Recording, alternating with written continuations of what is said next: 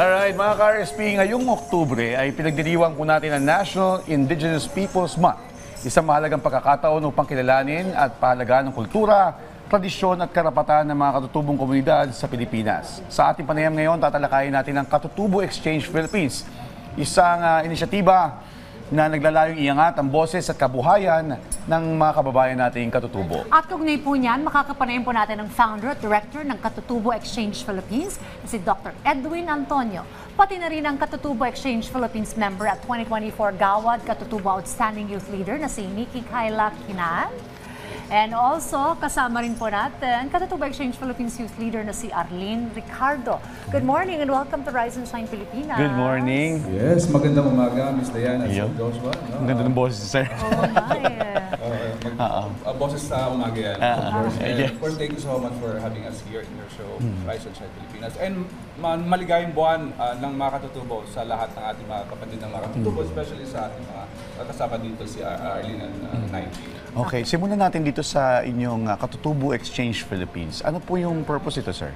Yeah, actually, naglalayon na ipalagan at siyempre pakilala muna ang ating mga katutubo kasi minsan hindi natin kilala ang bawat mga katutubo sa Pilipinas. Actually, ang Filipino kasi hindi lang naman nakabarong Tagalog, no? Yun ang national attire natin. Pero dito may mga nakabahag, no? May mga nakdinalak. So, marami tayong makukulay na makasuotan. And of course, aside from that, ang dami pa natin intangible cultural heritage na dapat pag-aralan at i-discover bilang Pilipino. Kaya nandito kami para i-promote ang mga ito. Okay. Bilang pagdiriwang po ng National Indigenous Peoples Month, ano po yung mga aktibidad po ninyo ngayong buwan? Ayan, so ang Katutubo Exchange po ay nagkakaroon po siya ng activities like we have to suddenly yung original plan po kasi ng program po namin is sa Batangas po sana. Okay. And due to the weather po, ayan. So dito na lang po kami sa Quezon Avenue po nagstay at saka yung activity naman po, at least nag-reach out naman po kami sa Batangas through our live yesterday. Ayan, so may mga short interviews and programs din po kaming naipakita sa kanila po.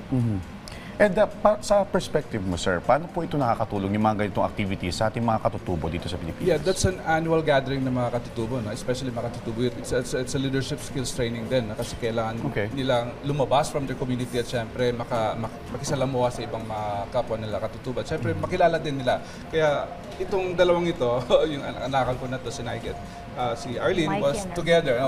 They were together in 2014, actually a decade ago actually. Pero ngayon nagka-reunion sila through this program, annual gathering. So, Batangas hindi natuloy pero binabati namin yung mga kaibigan natin dyan sa Batangas. And of course, may mga other projects and programs din tayong ginagawa. No? Aside from that, yung outreach programs natin. Actually, nagpunta tayo sa Hungary, no? Sa Philippine Embassy sa Hungary. At of course, na-meet natin ang Filipino community.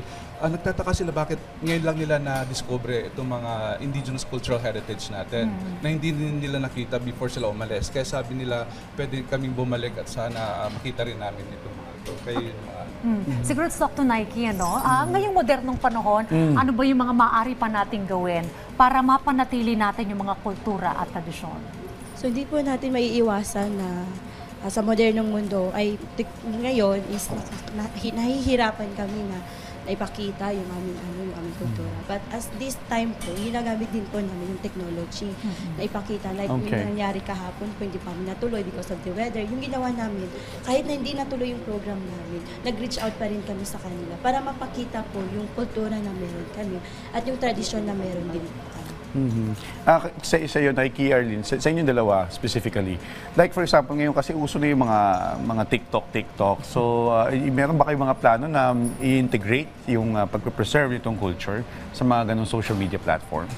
Yes po, of course po na dahil po active po lahat ng mga katutubo ngayon sa mga social media. Ayan, so may mga videos na nagba-viral din po. Pero usually po, iwasan din po natin kasi na yung mga attire natin is very ancient at saka may importance din po kaya hindi po siya basta-bastang nagagamit through social media. Okay. Ayan. So, That's good. iwasan din po natin. At saka, yun nga po, pag sa active na mga social media, hindi lang po sa TikTok, like these mga programs po, videos na pwede po nating i-share after the program, and then may mga mapapatanong na mga youth na, uy, pwede pang sumala. Ayan. So, magre-reach out lang po tayo kay Tatang Ed. Okay. Para ma-discover din po. Ayun. Siguro Tatang Ed, ano na lang po ang mensahe po niyo sa ating mga kababayan, sa publiko, kaugnay na rin po ng pagdiriwang ng National Indigenous Peoples Yes, Month. actually ipagpatuloy natin ang pagtangkilik sa mga produkto at sining ng ating mga katutubong mga communities, no? Kasi actually may dalang nga rin Yun, no? tayo dito na Ano yan, sir? yeah, actually gawa ito ni Manilikanang Bayan Bondos Para. Actually ito yung in-award namin kay Nike kasi she's the outstanding youth leader. So ito yung brass cast, no? Ito yung output niya, no? So galing kay MB Bondos Para, and of course naman yung kay Magdalena Gamayo, ang Manilikanang Bayan for Inabel Textile. Handmade po ito. Yeah, handmade, hand loom, no, yung ginagamit nila. And we have the project no, in training program for weaving.